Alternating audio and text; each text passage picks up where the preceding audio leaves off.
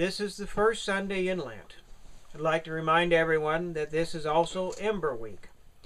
For most of us who are observing the laws of fasting and abstinence, there is no difference from an Ember Day from any other Lenten fast day.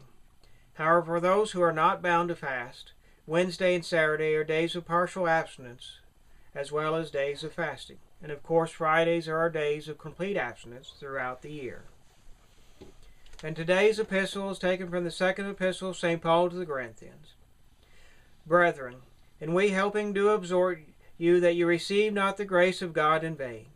For he saith, In an accepted time have I heard thee, and in the day of salvation have I helped thee.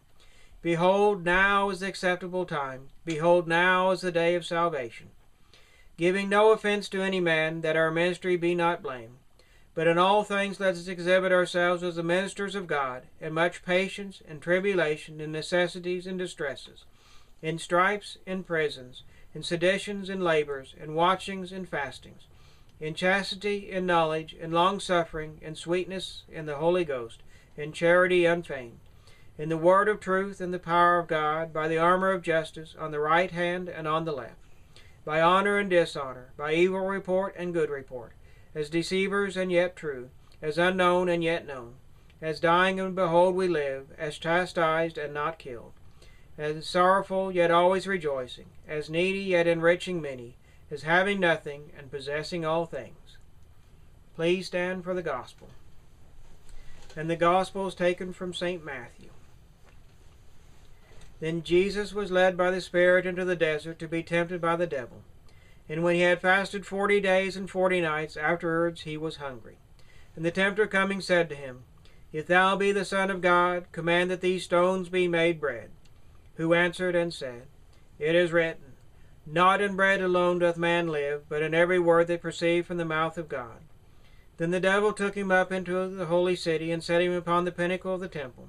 And he said to him, If thou be the Son of God, cast thyself down, for it is written, that he hath given his angels charge over thee, and in their hands shall they bear thee up, lest perhaps thou dash thy foot against a stone. Jesus said to him, It is written again, Thou shalt not tempt the Lord thy God. Again the devil took him up into a very high mountain, and showed him all the kingdoms of the world and the glory of them, and said to him, All these will I give thee, if falling down thou wilt adore me. Then Jesus saith to him, Begone, Satan, for it is written, The Lord thy God shalt thou adore, and him only shalt thou serve. Then the devil left him, and behold, the angels came and ministered to him. Please be seated.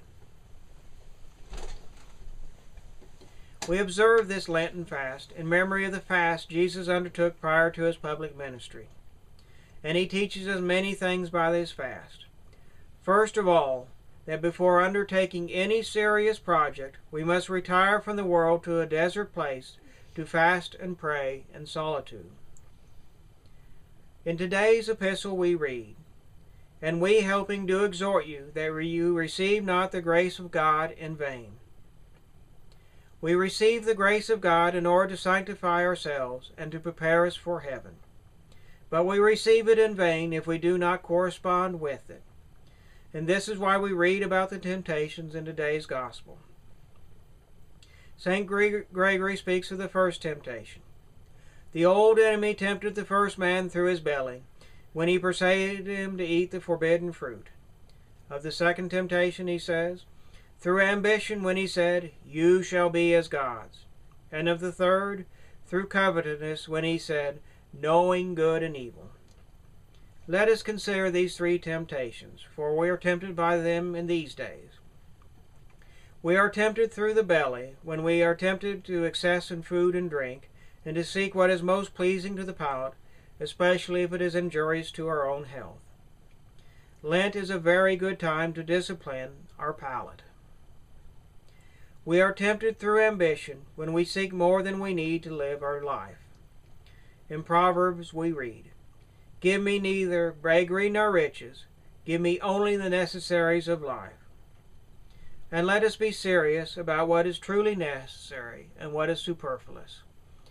Let us only ask for what is necessary, let us only seek what is necessary, and put all superfluity aside. And we are tempted to covetousness through when we seek knowledge of good and evil. This is the vice of curiosity. We need to know the goods that will lead us to eternal happiness. This is why we do spiritual reading. This is why we study spiritual books. This is a good we need to know.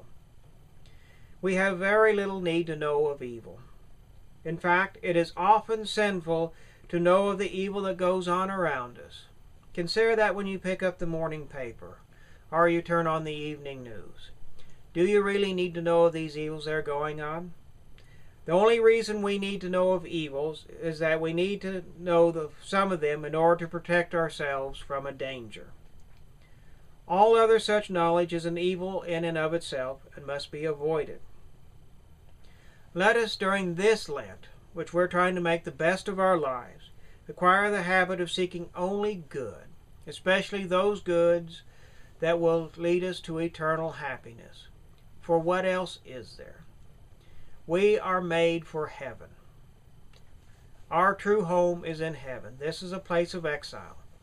So I should need very little knowledge of this place of exile, and much knowledge about the road to heaven and my true home in heaven.